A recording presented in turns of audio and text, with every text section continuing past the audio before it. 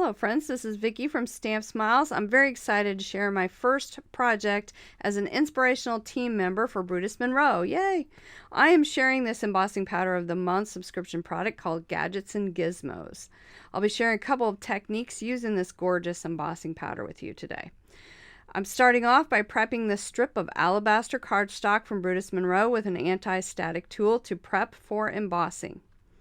I'll be using a couple different florals from this gorgeous Brutus Monroe stamp set called Ink Flowers.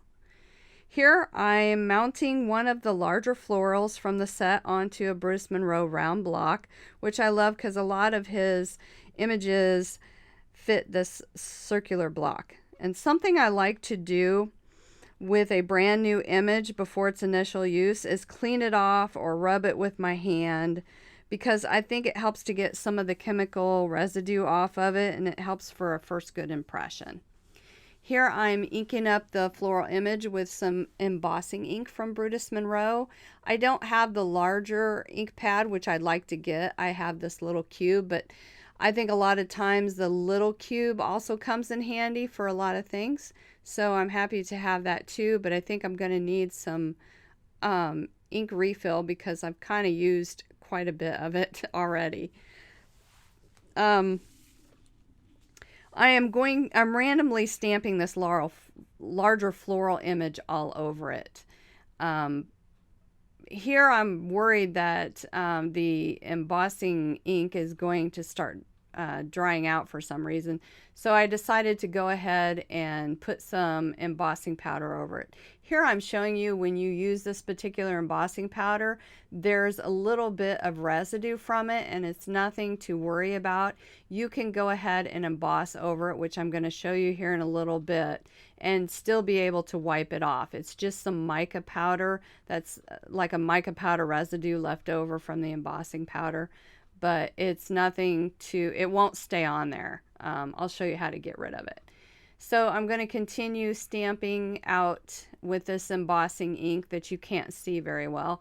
I'm going to finish embossing the rest of it. I got to bring back in my piece of scrap paper that's folded in half here that I'm going to continue to use throughout the video. And sprinkling on some more of that embossing powder, and as you can see I still have not heat embossed it yet, but I'm getting ready to, and I kind of did this off camera, but here you can see it's all embossed. And I'm just going to take this Swiffer cloth and I'm going to rub over it to get that mica powder off that you saw earlier. And as you can see, it's all nice and cleaned. And if you do not have a Swiffer cloth, that's okay. You can just use a brush, or you can wipe it off with some kind of dry cloth or something like that. It will come right off of there. And so now that it's nice and clean, I'm going to take one of the smaller florals from the same stamp set and ink it up with some more of the embossing ink from Brutus Monroe. And just kind of randomly stamp it in between the larger florals there. I can kind of see where I'm at. And apparently this time I'm not too concerned about the embossing ink drying up on me for some reason. So I'm going to clean off the little stamp before I put it away. And I'm going to pull back out my embossing powder sheet with the scrap paper underneath and sprinkle on the embossing powder for these tiny flowers. And you can see that little mica powder residue is on there once again, and it's nothing to worry about. We're gonna get a very pretty look out of this, so you will see. I'm just going to bring that out of the way, and I'm going to bring in my heat tool and just kind of heat emboss all of the smaller images. And you can see at this time I'm not off camera. Just flipping it over so I can emboss the other end of it.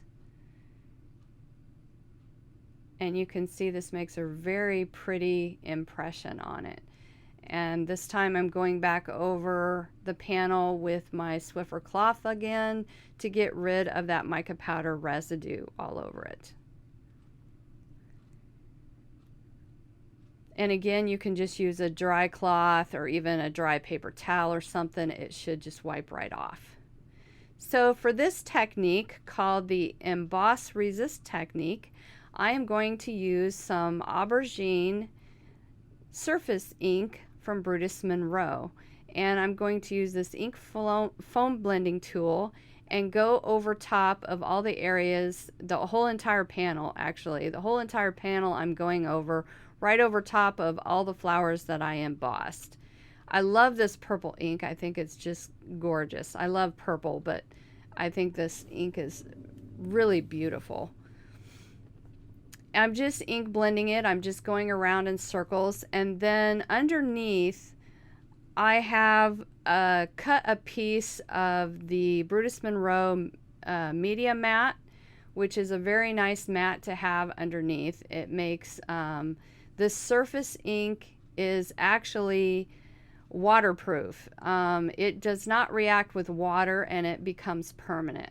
So I like to use this media mat with surface inks like this, and it kind of helps protect everything and keeps the mess right where I want it to be when I'm doing this type of thing with these inks. And so just to pop out the embossing powder some more, I'm taking the Swiffer cloth again and just rubbing over it, and you can see how beautiful that is and how the ink did not distract from the embossing powder at all. So now we're going to go into doing the faux metal technique. I have another square piece of alabaster cardstock that fits exactly the same size as the large floral image I'm using from the Inked Flowers stamp set.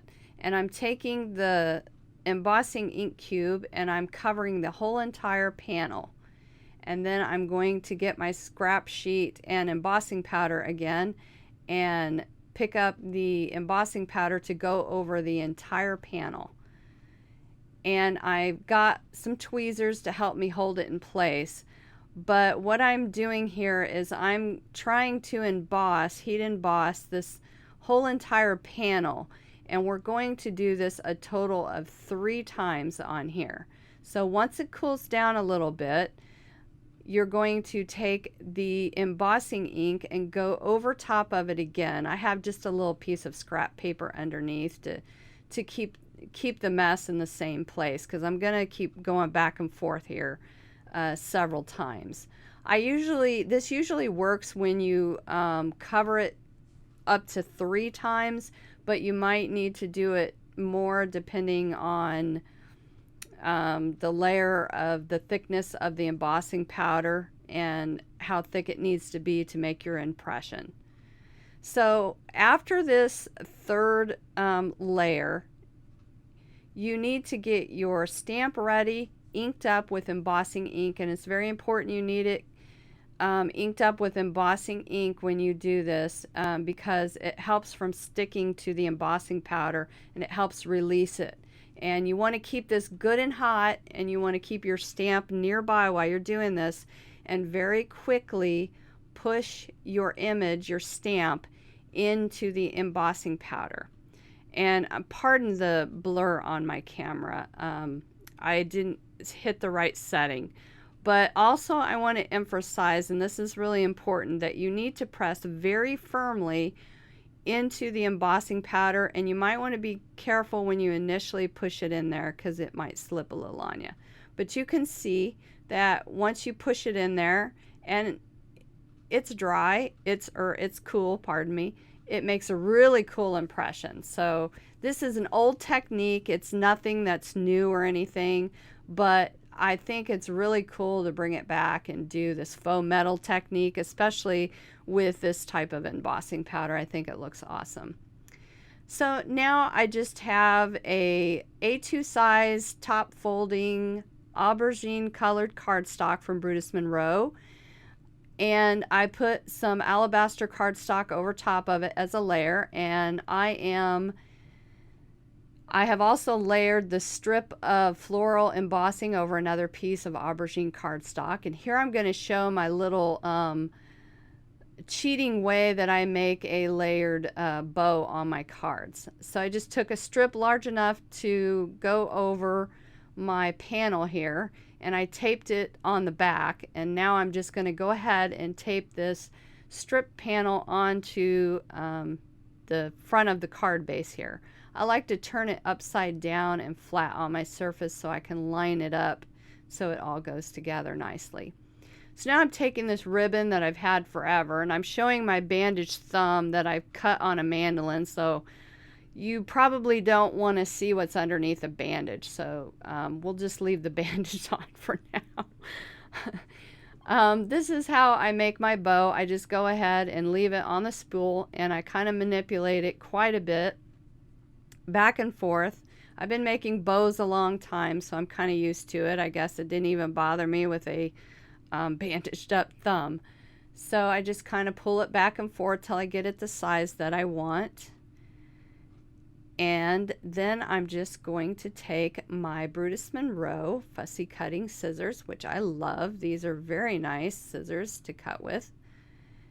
And I'm just going to trim off the ends so I don't waste any of this ribbon, which I've had forever, and I think I've hoarded it for way too long. And I'm just going to glue and attach that on. Now I'm going to pull an image from the Super Sentimental stamp set from Brutus Monroe.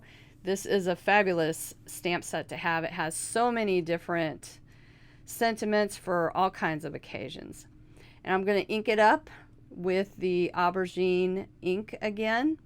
I'm lining it up. I used my little faux metal flower there to see where I wanted to place it, and now I'm just mounting this sentiment piece over another piece of aubergine cardstock. And I have decided to take some Brutus Monroe foam tape to mount my foam panel, or I'm sorry, my faux metal panel onto. And then I'm just going to take this entire panel and put some more foam tape on that and place that right over top of my card. And I've found this really cool embellishment to glue right into the center of the flower, and I think it really sets it off and picks up the colors very nicely. I hope you've enjoyed my card process and heat embossing techniques I've shared with you today. Please be sure to visit my blog to see the links for the Inspiration Team blog app for lots more inspiration using the subscription products from Brutus Monroe. Thanks so much for dropping by.